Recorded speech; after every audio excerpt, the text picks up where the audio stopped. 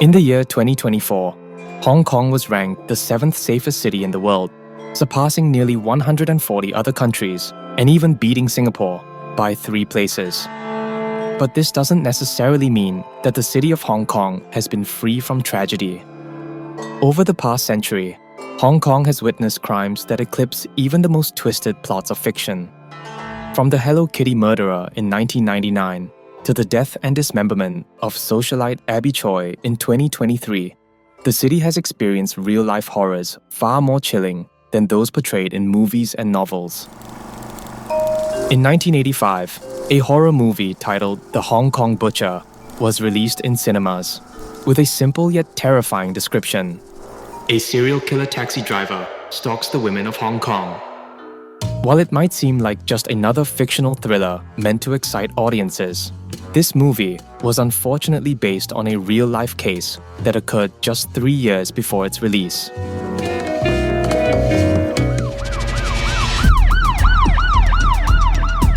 His name was Lam Kor-Wan, a man often referred to as the Jars murderer, due to a gruesome history of preserving his victims' dismembered body parts in glass jars.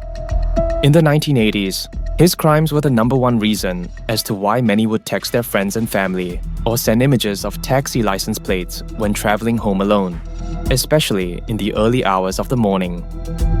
But perhaps the most chilling detail was that Lam shared his bedroom with his brother, who remained completely unaware of his gruesome activities. And for the next 6 months, his immediate family remained oblivious to the horrors occurring right under their roof. You're listening to Heinous, an Asian true crime podcast produced by One Up Media. This episode may contain sensitive details and graphic imagery. Listener discretion is advised.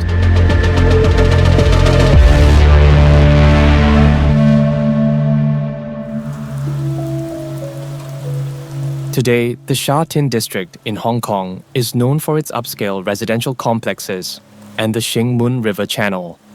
But in the 1980s, Sha Tin was mostly barren land with only a few buildings. One February morning in 1982, construction workers in the area were taking a break by the Shing Mun River. As one worker lit his cigarette, he spotted something unusual in the water. Initially, he thought it was a toy or a mannequin, but as he got closer, he realized it was a human hand, swollen and discolored. Panicked, he alerted his supervisors. Within seconds, more workers had gathered, and soon they discovered not just a hand, but also a dismembered leg. As the police arrived, a total of 7 body parts were retrieved. These parts were later identified as belonging to a woman. However, this gruesome discovery was just the beginning.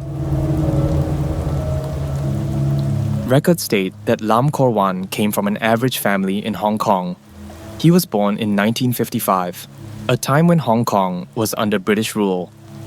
Lam's father worked for a petroleum company based in Brunei, so from 1957 to 1962, the family moved there to be closer to his workplace. However, his childhood was marred by violence and domestic abuse. Records state that his father had a short temper and was frequently abusive, filling the home with angry shouts and the agonized cries of his mother. Lam also suffered greatly at the hands of his father, enduring relentless beatings. On one particularly brutal occasion, his father slammed him into a wall with such force that he was knocked unconscious and left with 2 black eyes. This environment of constant fear and violence left deep scars on Lam, turning him into a withdrawn loner, hiding from a world where he believed everyone was out to hurt him. During his teenage years, the family moved back to Hong Kong. This could have been Lam's chance to escape his abusive past, make new friends, and enjoy his youth. But the urban jungle of Hong Kong was a stark contrast to the calm, laid-back Brunei.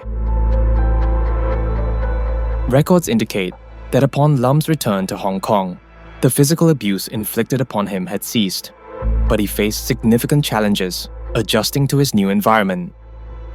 Despite achieving relatively decent grades, his life in school was difficult.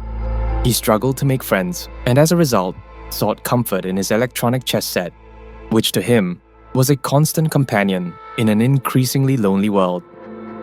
As he transitioned into adulthood, new responsibilities and tensions emerged. He later moved to the Kwun Tong district in Hong Kong with his family, but over time, the immense pressure and his father's harsh expectations caused his academic performance to decline. This was around the period where his behavior took a turn for the worse.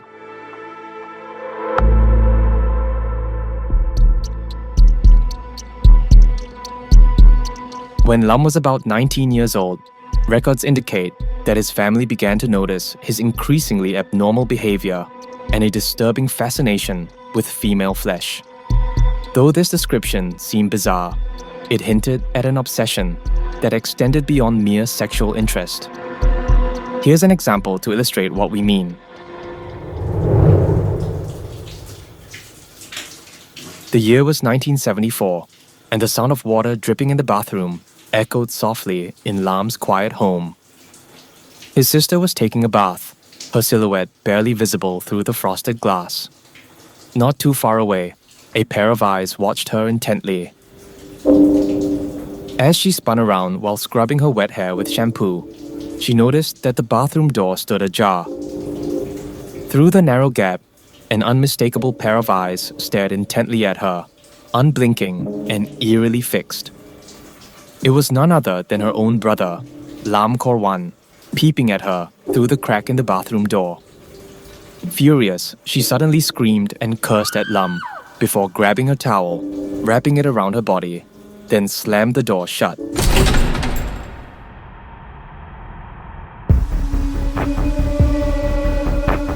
Over time, the family moved to eastern Kowloon, hoping a change of environment might curb his troubling behavior. However, just a year later, Lam's descent into darkness continued. After a heated argument with his father, he was kicked out of the house. The records do not mention what happened to him during this period, but it is noted that shortly after being kicked out of the house, he was arrested by the police. When the authorities contacted his parents to inform them that their son had been detained, they were horrified. According to the police, he had approached a woman outside a public toilet and coerced her into allowing him to touch her bottom area. When she refused, he got angry and brandished a knife, threatening to hurt her. However, instead of being sent to prison, Lam's fate took a different turn. A government psychiatrist diagnosed him as mentally ill, recommending his transfer to Castle Peak Hospital, Hong Kong's oldest and largest psychiatric facility. Lam would spend the next 100 days of his life there, and upon his release, he appeared to be a completely different person, even adopting a new name, Lam Yao Keng. But the truth is, a name change and 3 months of rehabilitation did little to change his nature. His obsession with female flesh grew darker and more twisted, and soon he set out on a sinister path, one that would shock the city. Records state that in 1978, Lam obtained a taxi license and started working as a cab driver. 2 years later, he was assigned to drive the night shifts, a schedule that was perfect for his withdrawn nature. Driving through the city at night further diminished his contact with his family. They rarely saw him anymore, and by the time his shift ended, his parents and siblings had already left for work, leaving the house empty. Interestingly, it was during these solitary hours that he developed a keen interest in photography. But although this new hobby seemed to provide an outlet for his creativity, his underlying obsession with female flesh never faded. For the next few years, Lam remained a loner. He never had a girlfriend and turned to pornography to satisfy his sexual urges. He was also too embarrassed to buy adult magazines from retail stores, so he ordered them directly from the UK. Over time, he amassed a hoard of these materials, keeping them under lock and key. His family was completely unaware of his secret stash, and might have even believed that he had outgrown his perverse interest in women. However, as time passed, pornography alone failed to satisfy his escalating obsessions. Seeking a new thrill, Lam bought a Polaroid camera and began taking pictures under the cubicle doors of women's toilets. Eventually, he got caught in the act multiple times, and he had to abandon the idea. But he was already far from a well-adjusted man. His pent-up frustrations and perverse inclinations were a ticking time bomb. Even if he had stopped spying perversely on women in bathrooms, his disturbing urges persisted. It was only a matter of time before he would be driven to commit something truly unthinkable.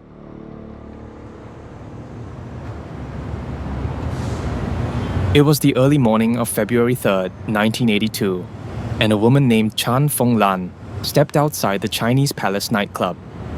She had spent the evening partying and drinking with her sister and several friends. But now, it was time for her to head home. She decided to flag a taxi, and as she walked toward the edge of the sidewalk, a cab sped into view and then pulled over to the spot where she was standing.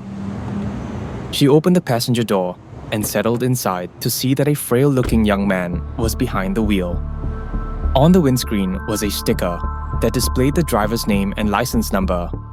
It read Lam Kor-Wan. Within seconds, the cab raced away from the nightlife district, heading toward Mongkok.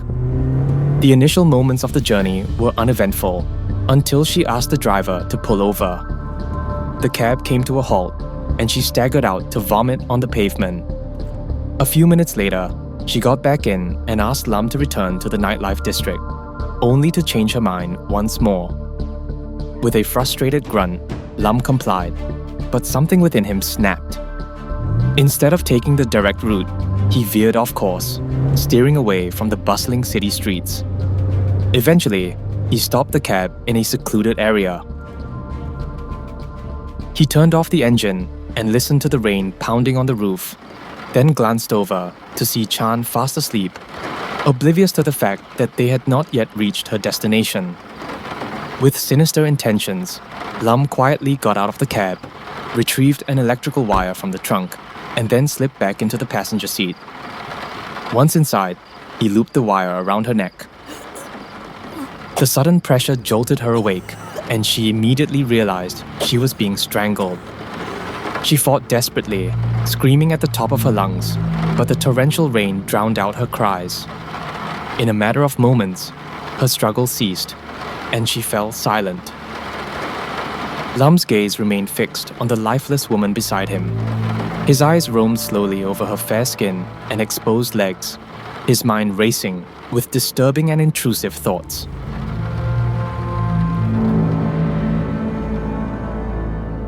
After murdering Chan, Lam was faced with the grim and daunting task of disposing of her body. In a panic, he dragged her corpse home and decided he would stash her beneath the sofa in his family's apartment. Hours later, he took money from Chan's wallet, headed to a nearby hardware store, and purchased an electric saw. The following day, once everyone in the house had left, Lam proceeded with his grim task. However, before he did any cutting, he removed Chan's clothes and took several photographs of her naked body. Then he methodically dismembered her into 7 different pieces, documenting the grisly process on a video, which he later titled Serious Secrets. Records state that among the dismembered body parts, one piece consisted solely of Chan's sexual organs. Lam later placed this specific part into a plastic box and carefully preserved it with rice wine.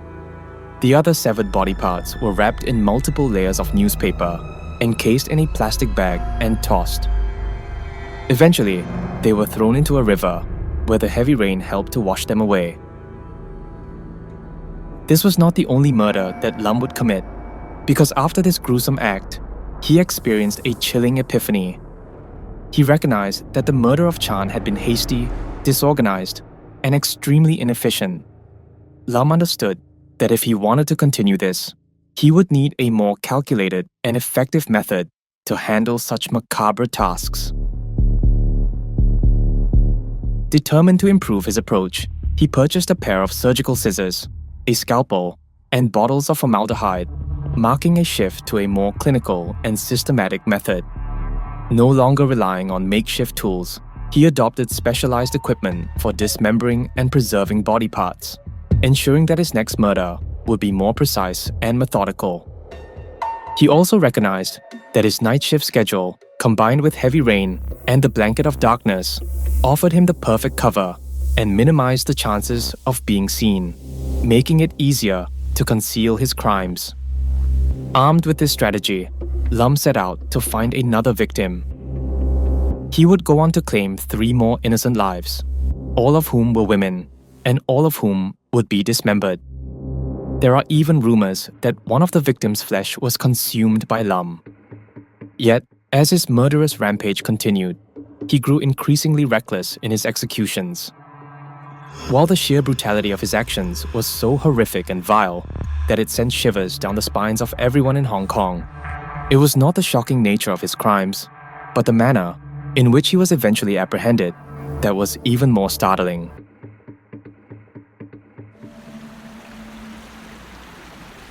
On the morning of February 12, 1982, construction workers who were assigned to the Sha Tin district were on their lunch break, having their meals by the Shing Mun River. After finishing their food, one of them decided to take a cigarette break by the river. As he was about to light his cigarette, something caught his eye: a pale white object floating on the surface of the water. Initially, he thought it was a loose part of a mannequin that had been discarded, but as he drew closer, he realized that it was real. This was the dismembered hand of Fung-lan. Panicked, the worker rushed back to the site and alerted his colleagues. When they returned to the river, their shock intensified as they discovered not just the hand, but also the legs and parts of a human head. But this gruesome discovery was just the beginning. In the following weeks, more and more body parts would be found scattered around Hong Kong, and unbeknownst to investigators, some of these remains were stored in jars within Lam Kor-Wan's house. These were the twisted trophies for Hong Kong's first ever serial killer. While investigators were working to verify the identity of the dismembered body parts in the river, Lam Kor-Wan was already on the hunt for another victim, and this time, he came prepared. Around 5 a.m. on May 29, 1982, roughly 3 months after Fung-lan's death, thundery showers covered Hong Kong in darkness, transforming the city into a wet, shadowy labyrinth. 31-year-old Chan Wan-kit, a nightclub cashier, had just finished her shift and was eager to get some rest. She knew that the heavy rain would make the bus ride home unbearable, so she hailed a nearby taxi. As she settled into the back seat and stared out the window, she likely didn't notice the driver watching her through the rearview mirror. On the windscreen was the taxi license number, and it bore the name Lam Kor-Wan. The ride home seemed routine until Lam took a detour, steering away from the busy highways. Noticing this, Wan-kit sat up, asking the driver where he was taking her. Despite repeated questions, Lam remained silent. Pulling into a secluded area, the cab came to a stop, leaving only the sound of raindrops filling the eerie silence. Suddenly, Lam turned around and brandished a knife. Wan-kit recoiled in fear as he threatened her, even producing handcuffs to secure her wrists. With chilling efficiency, he then strangled her with an electrical wire, while her muffled screams were being drowned out by the relentless rain. Once satisfied that she was dead, Lam drove back to his family's apartment, where a far more gruesome scene awaited.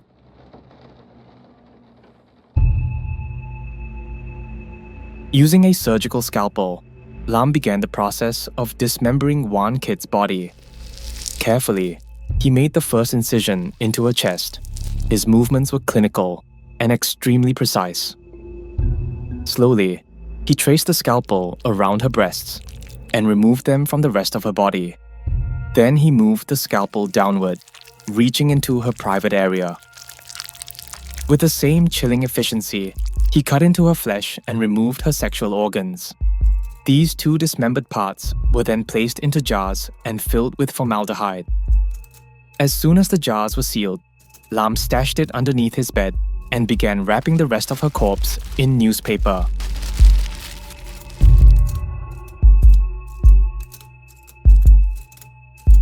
During this horrifying ordeal, he meticulously photographed every step, and like with his previous victim, he also recorded a video of the entire process. He had captured every detail with the same chilling precision, and this was just the beginning.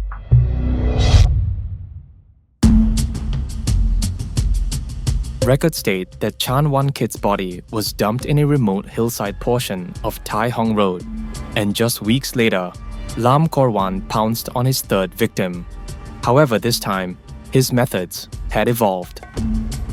Lam continued to prey on women that he picked up in his taxi, but he became increasingly deliberate in selecting his victims. He was looking for women who looked tired, lost in thought, or distracted. And it just so happens that one of these women was a 22-year-old nightclub cleaner named Leong Sao Wan.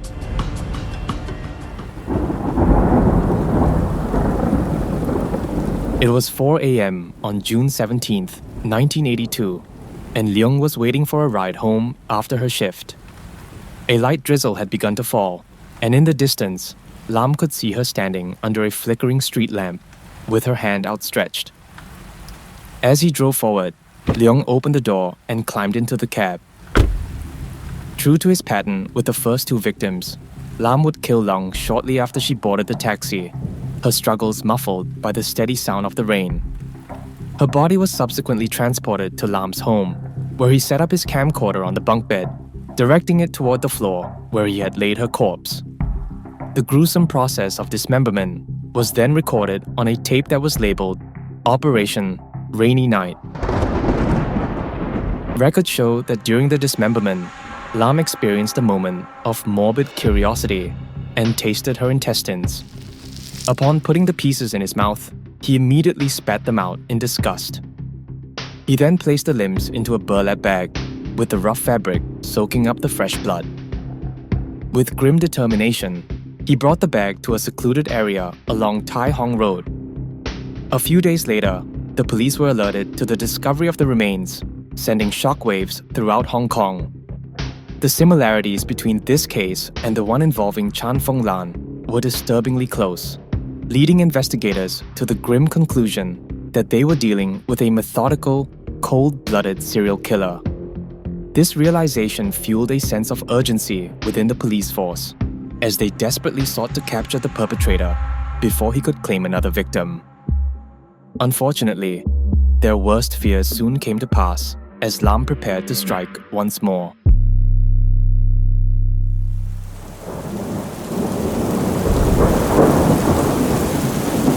It was July 2nd, 1982, and the Sheraton Hong Kong Hotel was buzzing with excitement. As the evening ended, 17-year-old Leong Wai-som decided it was time to head home. She warmly bid her friends goodnight, her smile reflecting the joy of the event. Stepping out of the hotel, she encountered the bustling and rain-slicked Salisbury Road, the pavement glistening under the streetlights. She opened her umbrella and walked briskly towards a cab. It was already 11 p.m. when she boarded the taxi, but its driver was Lam Kor-Wan. Once inside, she gave the driver her address and the car set off. The journey started off pleasantly, with both engaging in cheerful conversation. They chatted about school, her future, her family, religion, and even the nature of the soul. Records state that the drive was pleasant, and Leong herself was laughing and smiling. She would never have known that behind Lam's calm demeanor lay a sinister intent.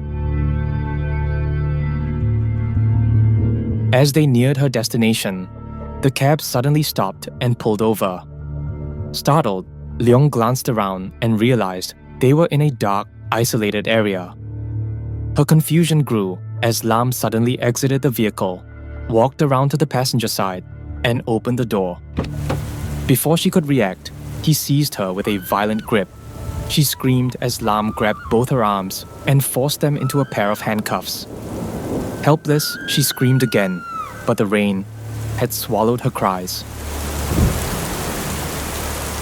Then she felt something wrap around her neck, and before she knew it, her breathing ceased. This marked the fourth victim to fall prey to Lam's sinister scheme, and similar with the others, he transported her lifeless body back to his home, where he not only dismembered her, but also violated her, capturing the gruesome process on a video titled The Fourth Operation.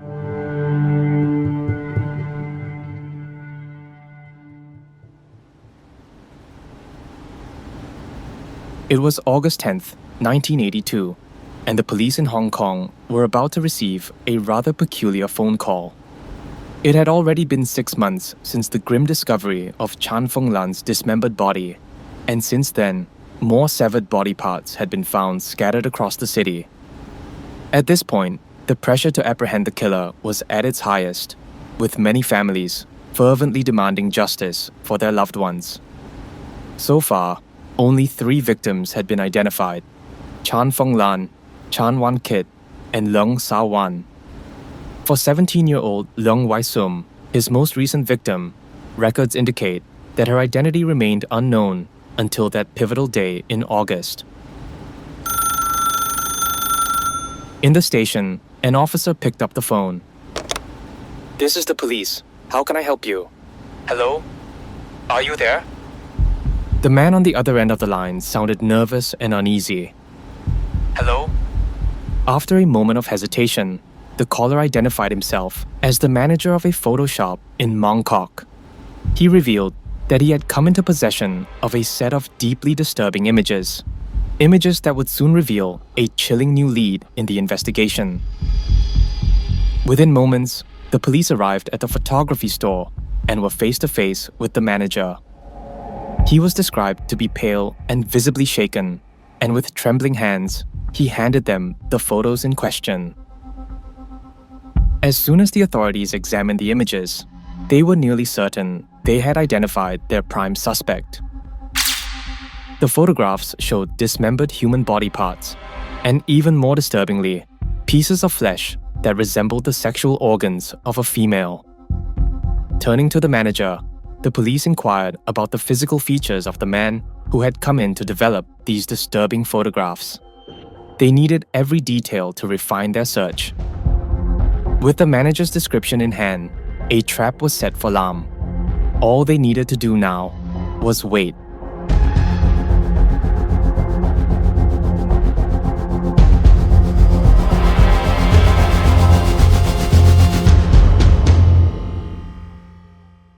On August 17th, 1982, Lam Kor-Wan went about his day as usual. As sunset approached, he readied himself for another night behind the wheel of his cab. But before starting his shift, he made a stop at the print shop in Bangkok to pick up the photographs he had requested to be developed. However, the moment he stepped inside, he was surrounded by undercover officers. Since the discovery of the photos, these officers had been stationed in the store, waiting for the very man they hoped to catch. Feigning innocence, Lam quickly denied any involvement, claiming that the pictures had belonged to a friend who was working on a ship and that he was merely helping him out. He even assured the police that his friend was on the way to the shop and he would meet him shortly. Interestingly, the police initially bought his story and decided to wait for the so-called friend to show up. However, as time passed with no one arriving, their suspicions began to intensify. After hours had passed with no sign of anyone, they instructed Lam to take them to his home to verify his claims, which he reluctantly agreed to. Perhaps he knew that his jig was up, because whatever the police would find at his residence would be enough to condemn him to a life in prison. Inside the modest, unassuming apartment, the police were hit with a wave of horror and disbelief. In the bedroom that Lam Kor-Wan shared with his brother, the officers uncovered an old ammunition box hidden from view. When they opened it, they were met with a nightmarish collection: explicit pornography, more photographs of dismembered body parts, videotapes documenting the unspeakable acts, And the most horrifying find of all, several jars that contained the severed sexual organs of his victims. This time, Lam was arrested, and the time for justice had come.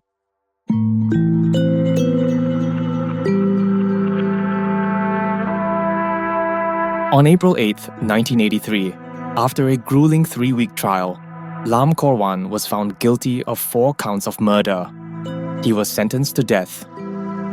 However, on August 29, 1984, Sir Edward Youde, the former governor of Hong Kong, commuted his sentence to life imprisonment. Following the trial, all of Lam's photographs and videos were destroyed, out of concern that they could inspire similar crimes, or worse, be sold to the public. Today, at 69 years old, Lam Kor-Wan remains incarcerated at a maximum security prison in Hong Kong, serving out his life sentence. Although this chapter of his horrific crimes may have come to a close, the profound suffering and trauma inflicted on the families of his victims continue to resonate. Some scars just don't ever heal.